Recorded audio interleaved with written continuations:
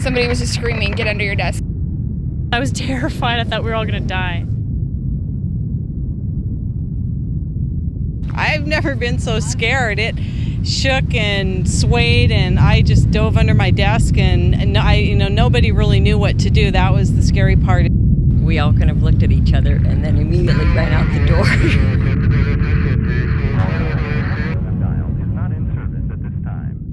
On February 28, 2001, most people were enjoying themselves as spring offered its first warm days since winter.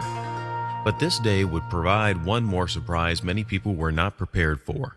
An earthquake struck the Pacific Northwest at 10:45 a.m.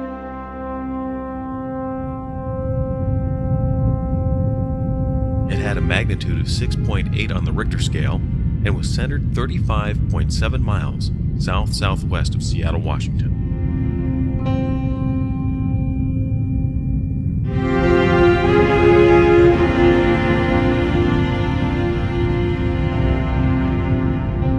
Considering the magnitude of the quake, there were a relatively small number of injuries. The demands placed on the emergency and post-shelter and recovery systems were minimal when compared to other quakes of similar magnitude, including the San Francisco earthquake of 1989. What made this earthquake different from the one in San Francisco was its depth, 33 miles underground. Had this been a shallow quake of the same magnitude, the damage to life and property would have been much more severe.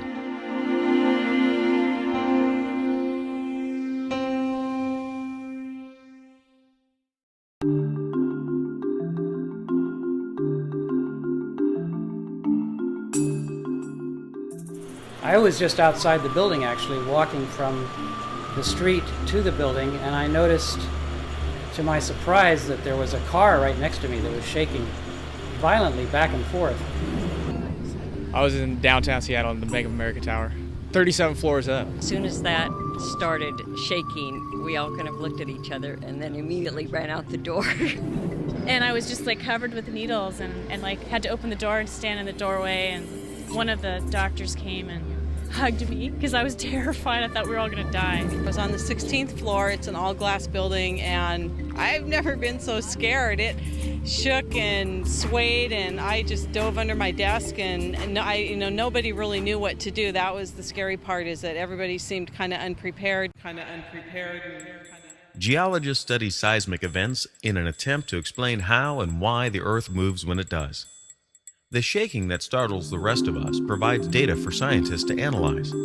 We spoke with Anthony Kumar from the State of Washington Seismology Center to find out more about the geology of our region and why the Nisqually quake wasn't as devastating as it could have been. In different parts of the world, there are different plates that are moving relative to one another. Sometimes the plates move past each other horizontally, and a good example of that is down in California, where the San Andreas Fault marks the boundary between the Pacific Plate and the North America Plate. Here in the Pacific Northwest, and that includes Northern California, Oregon, Washington, and Southern British Columbia, we have a different situation. We have two plates converging toward one another. And one plate, as it bumps up against North America, we call that plate the Juan de Fuca Plate, actually dives beneath North America and reaches depths of 100 kilometers, that's about 60 miles or more, before the earthquakes within that plate kind of peter out. The Alaska Way Viaduct is one of Seattle's major thoroughfares. Built in the 1950s, the viaduct was not built to current seismic standards. As a result, major structural damage developed in the days that followed the quake. To tell us more about the damage and the repairs needed, we asked Claudia Cornish from the Washington State Department of Transportation to explain the issues.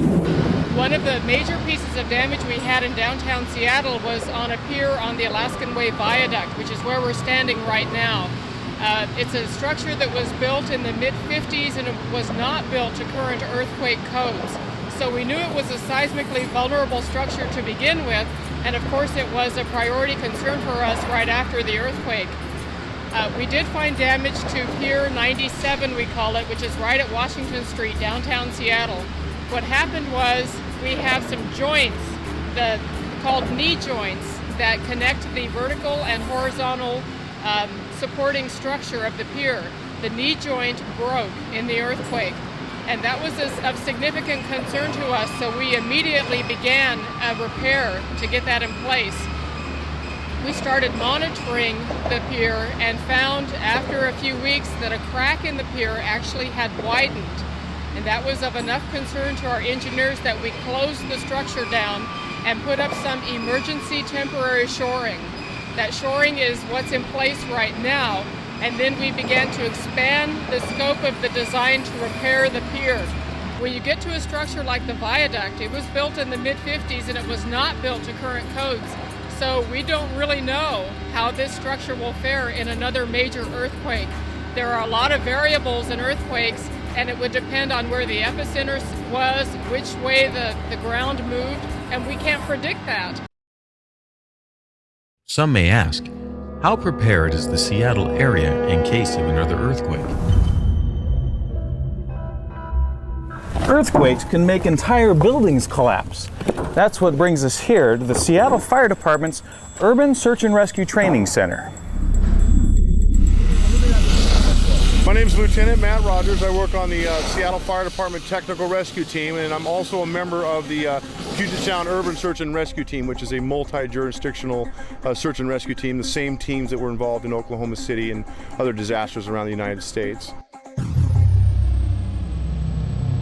Urban Search and Rescue locally, they focus on a bunch of different disciplines. Rope rescue, confined space rescue, trench rescue, structural collapse, things along those lines. Heavy rescue, which is more or less crane rescue, rigging, stuff like that. We carry several $100,000 of equipment that's put together in a cache. And we have the ability to palletize that equipment and put it back on a C-141, a military plane, and transport it anywhere in the country. We carry heavy rigging equipment. We carry search cameras, which are fiber optic cameras that we're allowed to drill into concrete and look into spaces that we normally can't look into and see if there's victims inside. We carry breaching equipment, basically, equipment to blast through concrete. For example, we carry torches. That's an exothermic torch that burns at 6,000 degrees and we can cut through metal pretty quickly. We also carry a lot of different equipment to lift heavy objects. Each responsible engine and truck company has to go around their neighborhood and survey their district. And they're looking for buildings that are heavily damaged or moderately damaged. And what we do is we transfer that information to our alarm center, and also we have a resource management center so they know what buildings are structurally damaged, and then we get engineers out there to look at them. And what they do is they tag them red, yellow, or green. Red meaning absolutely no entry at all. It's severely dangerous or damaged and very dangerous for entry, down to a green, which would mean it's okay for limited entry. So they did that quite rapidly in the Seattle quake, which really helped our operations. Well, during that day, we had a lot of fires start up because of electrical shorts, and also natural gas lines were breached.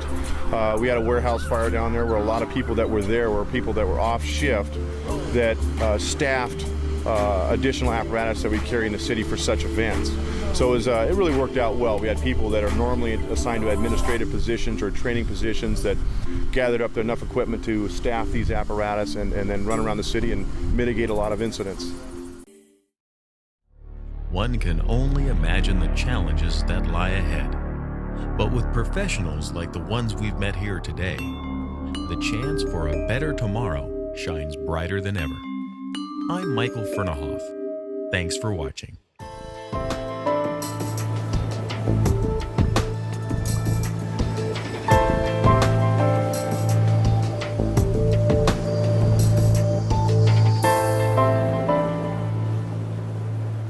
Tony Kamar, I'm a seismologist here at the University of Washington.